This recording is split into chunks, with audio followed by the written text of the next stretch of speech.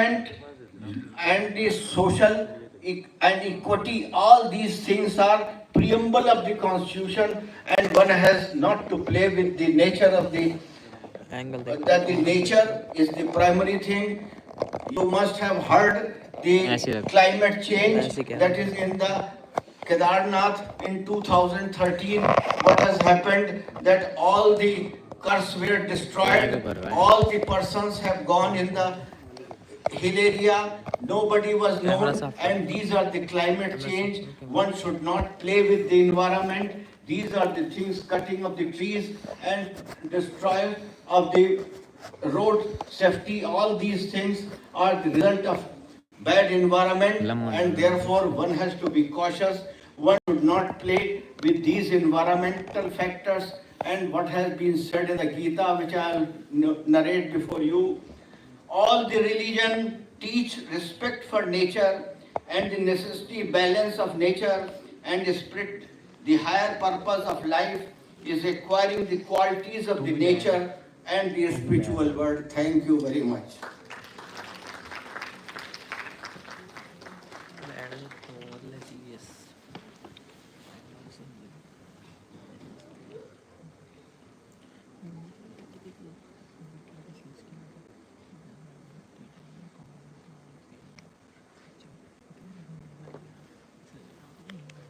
Thank you, Justice, for giving us such a marvelous interpretation of ESG and so much the spirit of the ESG as we know it today lying in the Constitution of India.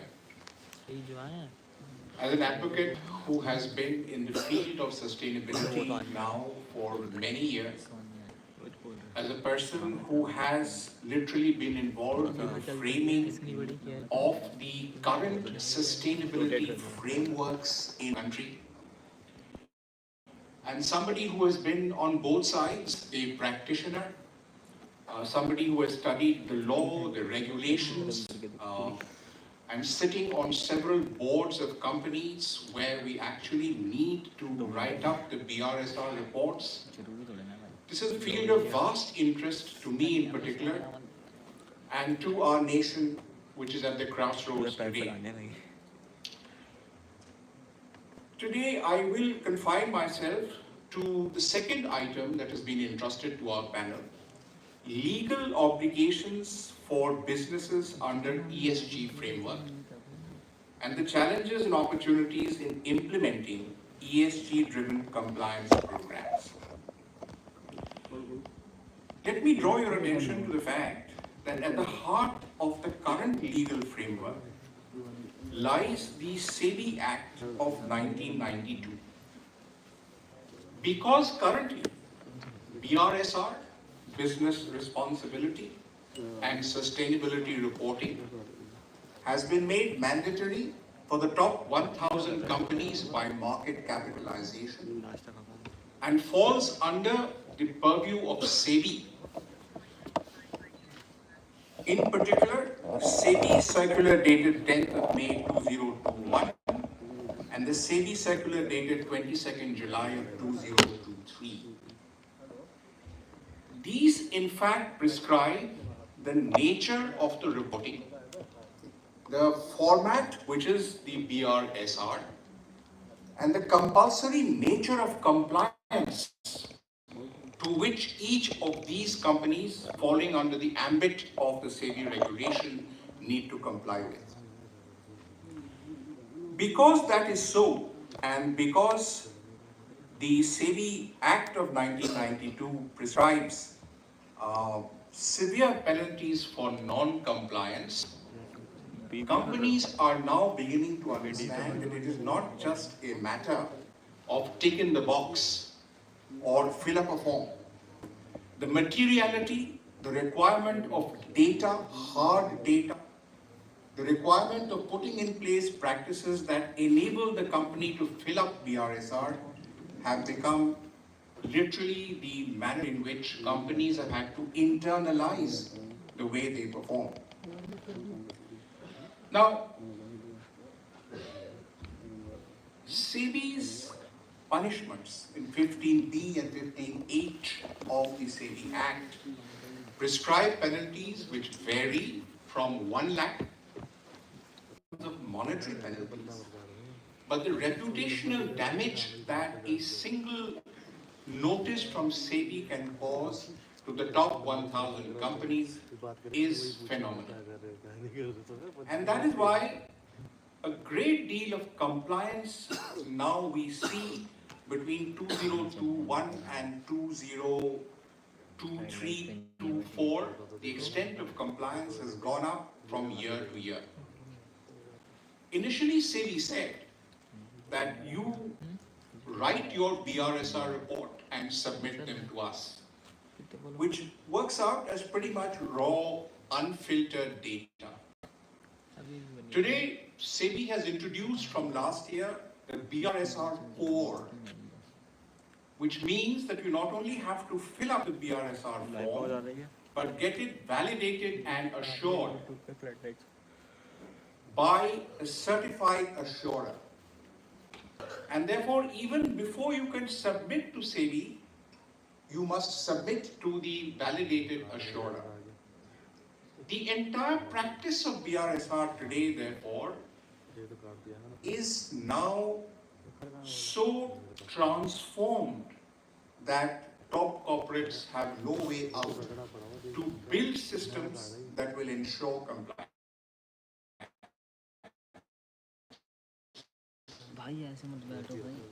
Let me turn my attention now to the latter aspect of what I wanted to say, which is, what are the challenges and what are the opportunities? Let's presume for a minute that a company needs to fill up the BRSR core form. What does it need to do?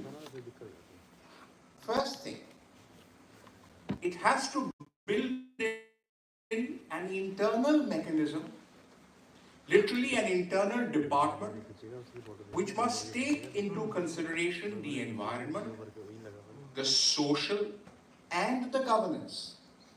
And please note that each of 3 verticals in the ESG have very little relevance to each other. Climate change and the environment is a vast field calling for considerable expertise. Social, CSR, HR, human rights is again a vast field. And corporate law, corporate governance as we know it today, 470 sections of the Companies Act of 2013. Each of these, therefore, is a massive enterprise. And for a corporate to set its mind to actually complying on all the 9 principles of BRSR is a challenging task. You have to draw from the diverse aspects of the company. So the principal challenge is, how do you set a mechanism in your own company to actually ensure that what you are filling up in BRSR subscribes to the highest standards of materiality?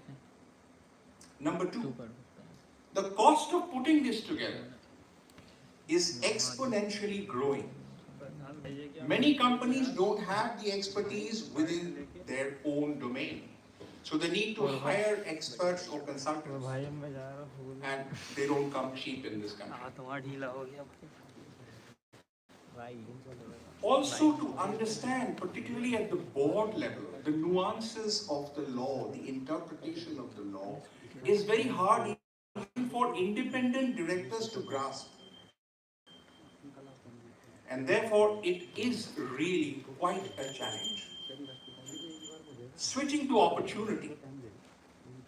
If you incur this cost, if you comply, if you subscribe to the highest standards of materiality and do all of this, what does a company gain? Number 1, brand name. Number 2, stakeholder perception. Number 3, conformity with international practices. And 4th and most importantly, the availability of credit, because financiers now more and more are ensuring that you fulfill the ESG standards before you can actually get investment opportunities. And this is not just in India, but across the entire globe. Today, if you are looking for international funding in your company, if you are not ESG compliant, you don't stand a chance. So those briefly were the challenges, the opportunities, and also the larger legal framework that we have done. I'll close with one observation, which is that the legal practice around this is still growing. Case law is still developing. I have a young colleague of mine sitting with me, Pragya, who is now trying to understand where the case law resides. And we are going to track every aspect of the evolving case law. This is a challenging opportunity for this country, and I'm sure that all of you will follow it very closely. Thank you for giving me this opportunity.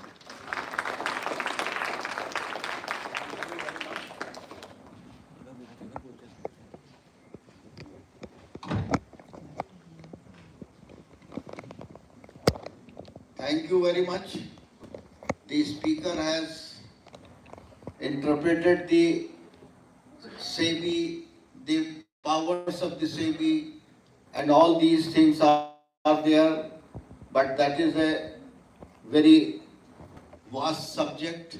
One has to see the principles of the 𝐶𝐵 and the creditor, how it works as a human rights, as a general public. That has to be narrated and that has to be demonstrated a lot. Now I'll request Mr. 𝐒𝐻𝐵𝐿, who is also a prime mover of this function.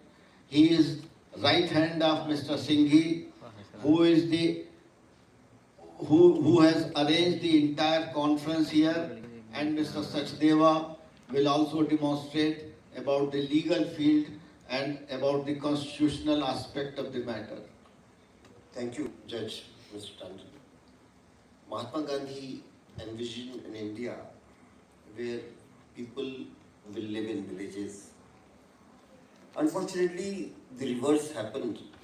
The migration took place towards cities, and today every citizen is struggling to breathe fresh air, lead a hygienic life, or move around freely in roads which are congested with traffic.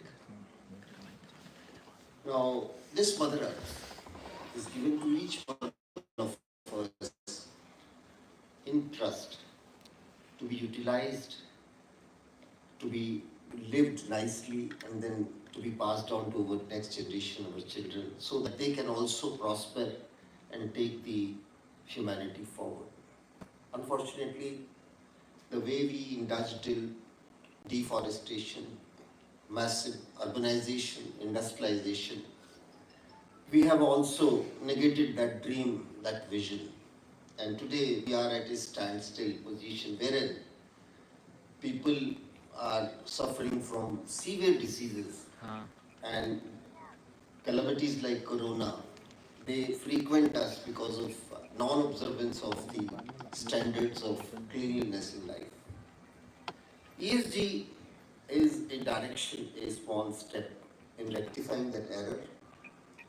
I would focus from the angle of a former banker, and as Judge has ordered me, I will also try to bring in law, whatever limited legal knowledge I have pertaining to ESG.